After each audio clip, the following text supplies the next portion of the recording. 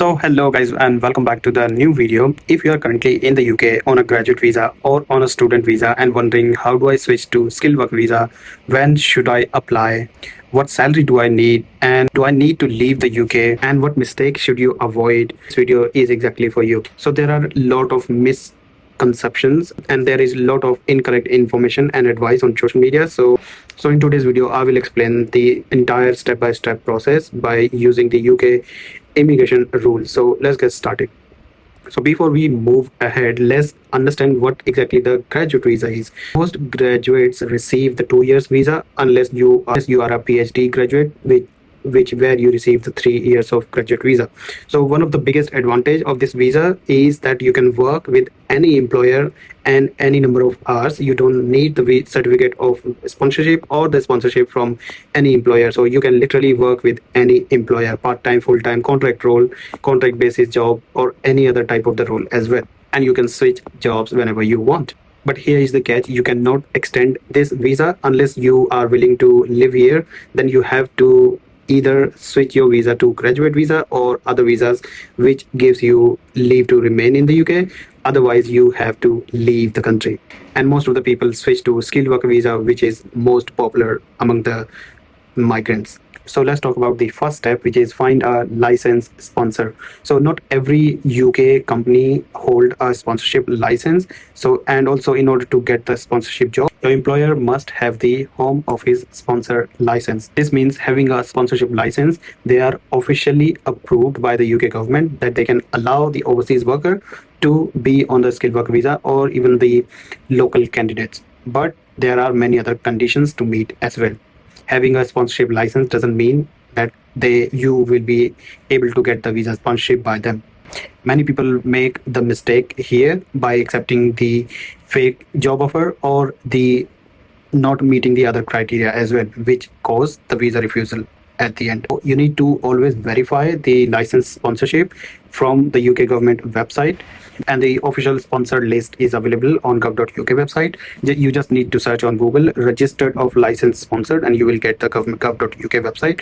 There you can download the Excel sheet and match that sponsor hold the license or not, and you can check whether it does have the A rating to B rating or others.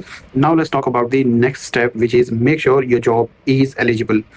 Getting the sponsored employer is only the half of the process. So your job must qualify under the skilled worker visa route, and then Home Office has the list of eligible occupations. So you need to check the ongoing rates and whether you meet the salary requirement and the working hours and how much salary that you need for that particular role.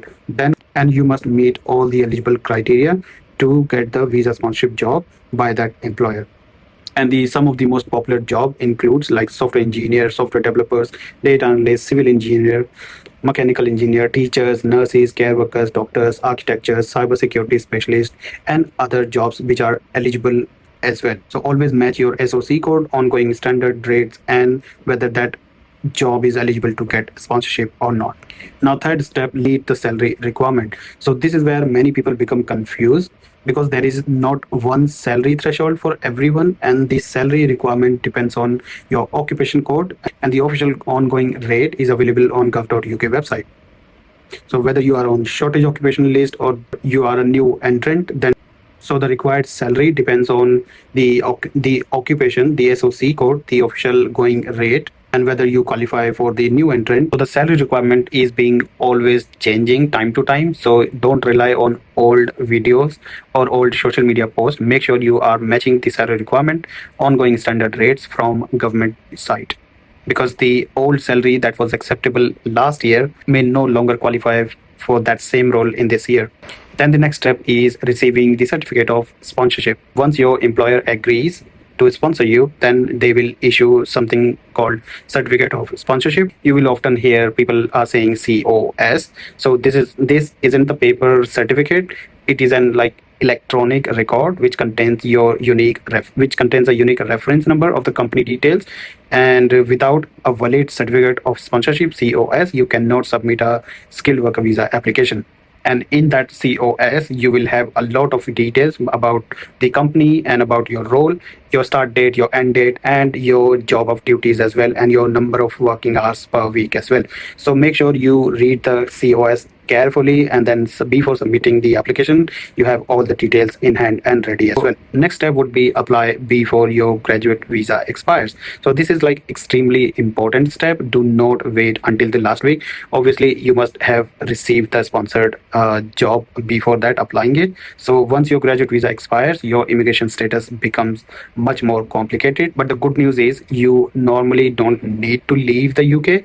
If you are eligible, you can directly apply from graduate visa to skilled work visa while remaining in the UK. So this saves both time and money. Now let's talk about the documentation. So before applying, make sure you have your passport, certificate of sponsorship reference, employer details, and then proof of identity like BRP, or even though if it is expired, and any additional documents requested by UKVI. So depending on your circumstances, you may also need to provide further evidence if it is requested by UKVI, and double check everything before submitting your application. Now the next step would be paying the fees for skilled worker visa. So when submitting your application, you will normally pay the skilled worker visa application fee and then immigration health surcharge for every year. These fees depend on your visa length and circumstances, and always use the UK official government fee calculator rather than the unofficial websites. Now, the next step would be attending the biometrics. So, some applicants will need to attend the biometrics depending on circumstances, and others may be able to verify their identity using the either the UK immigration ID check app and using the biometric, even the biometric permit card, residence permit card (BRP), even though it is expired. So, UK immigration ID check app can read the data from that expired BRP as well. So, you need to check the details and whether you need to attend the biometric or not depending on your circumstances, and follow the instruction provided after submitting your application. Now the next step would be waiting for the decision. Once you have submitted everything, UKVI will process the application, and processing time may vary. If the additional information is required, then UKVI will contact you via your email, provided email, and you need to avoid booking international travel or going out of the country unless you receive a decision. Let's talk about the biggest mistake people make. Mistake number one, I would say waiting for the last minute to apply for the visa. Mistake number two, I will say accepting a job with a company that cannot sponsor the visas. And mistake number three, not checking whether the occupation is eligible for sponsorship, assuming every salary qualifies for it, using the outdated information from old YouTube videos or social medias, as UK immigration policies keep changing regularly, so always verify the latest guidance. Next mistake people make is providing the incorrect information in their application.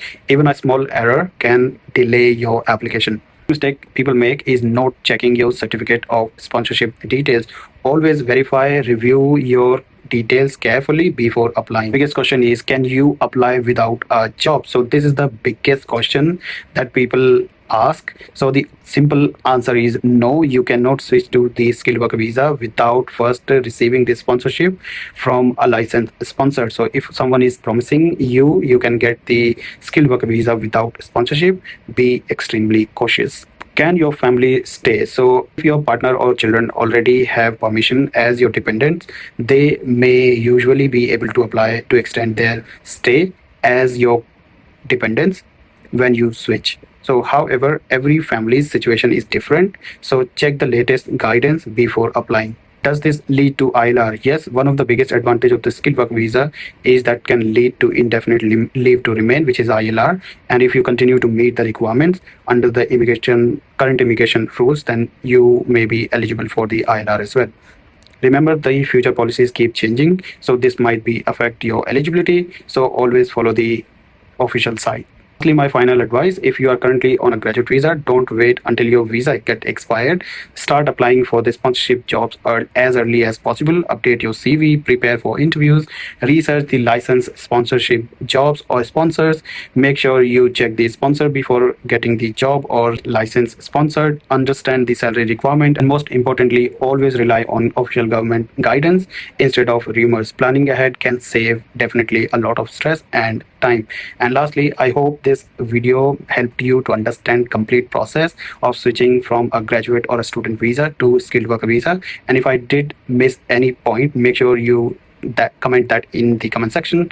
Lastly, don't forget to hit the like button and subscribe the channel if you like the video. And if you have any questions, leave them in the comment section. Thanks for watching, and I'll see you in the next video. Till then, take care and bye bye.